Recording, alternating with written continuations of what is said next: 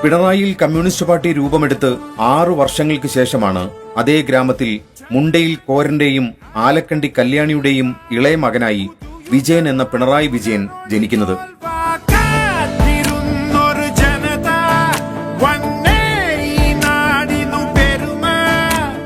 തുടർന്നുള്ള 7.5 പതിറ്റാണ്ടിനിടയിലെ രാഷ്ട്രീയ ജീവിതത്തിലൂടെ വിജയൻ എന്ന നേതാവ് ഇന്ത്യൻ രാഷ്ട്രീയത്തിൽ ശ്രദ്ധാകേന്ദ്രമായി.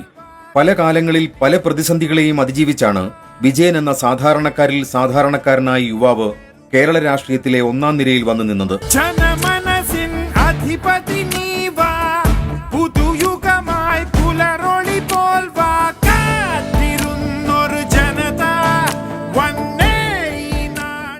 ഏറ്റവും കൂടുതൽ പ്രതിസന്ധികളിലൂടെ മലയാളി കടന്നു പോവുകയുണ്ടായി.